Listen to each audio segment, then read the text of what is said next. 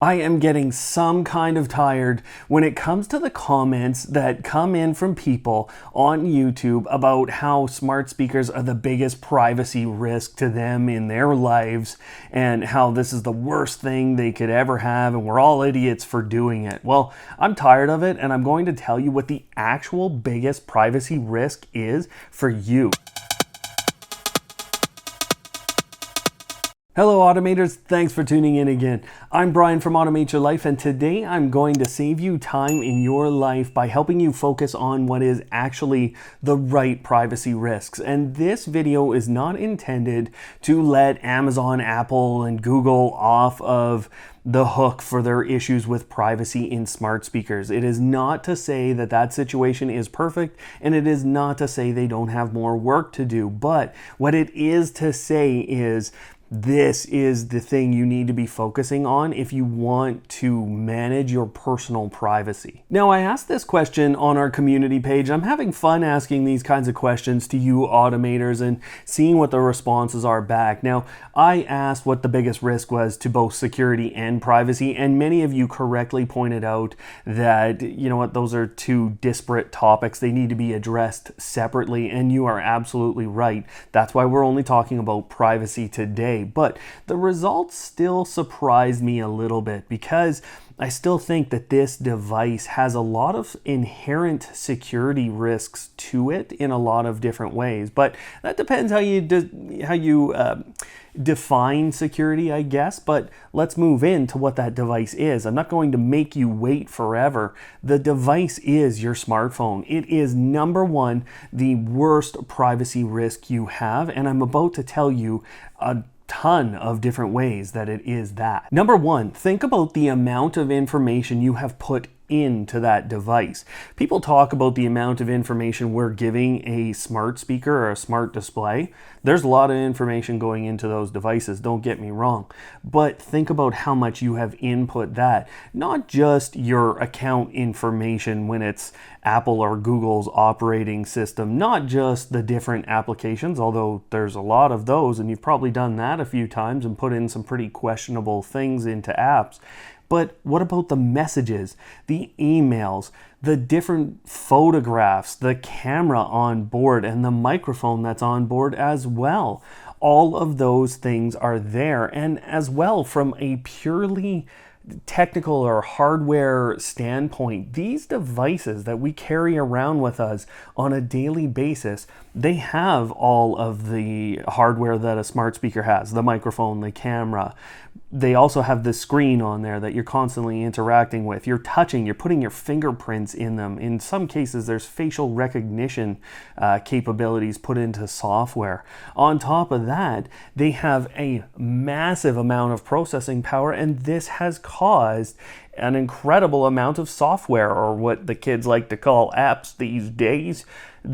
All of that is in there, and you're using all of it on a daily basis as you walk around anywhere with the latest wireless technologies at your disposal for connection to any network really in the world right now. Now let's think about this for a second. Here's a smart speaker, a smart display from Amazon, and Google and Amazon and Apple are all attacked on almost a weekly basis about their privacy policy around those devices. Well, I hate to tell you, but the privacy policies, really, when we're talking about Apple and Google, they're exactly the same. You know what the difference is that their voice assistant is getting recordings of your voice when you do that. And we'll talk about some of the mistakes there that they've made. But in general, the same thing is there on your phone. You still have that microphone, and you now have these voice assistants. Now, yes, you can turn those off, but that's not the only application listening to what you say. In case you haven't noticed, and this is one of the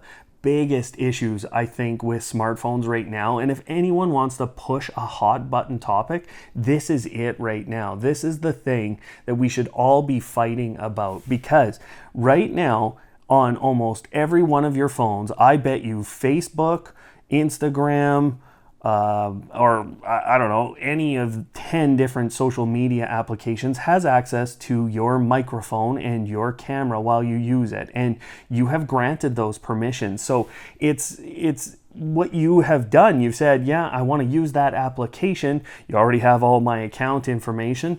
And now you've given them access to the microphone and the camera while you're in that application. And there are tutorials down below for correcting this on your smartphones, whether or not you have an Android or an iOS device. You're going to find those links down below, and you should correct this today, because what is happening with all of that access is not only the mistakes that we see Google and Amazon and Apple have made with their smart speakers, where sometimes it's accidentally recording you, but it also the mistakes are happening within these applications. And in the case of Facebook, this was I think this was about a year ago, where they basically admitted, yeah, you know what, you've been opening the app, and in some cases we've had the camera and the microphone on, and we've managed to capture content. Now, they came out, said this had happened, and said they were correcting it right away, and then did. But what about applications that aren't from companies as reputable as Facebook, and aren't as, and I mean, I just said that, and I mean it, aren't as reputable as Facebook with privacy and security in your data? What about companies that are worse than that? Lots of the little companies that are out there are not necessarily under the same scrutiny and the same media pressures and people pressures that companies like Facebook and Google and Amazon are. On top of that, there can be companies that are just a single person, and there can be companies that aren't even really companies putting out applications that you've downloaded onto your phone and given access not only to your account information that they forced you to sign up with, but your microphone, your camera, your location coordinates, and other personally identifiable information, including things like looking through your Wi-Fi network at which devices you have on there. Read a privacy policy once in a while. You're going to find that more than one time.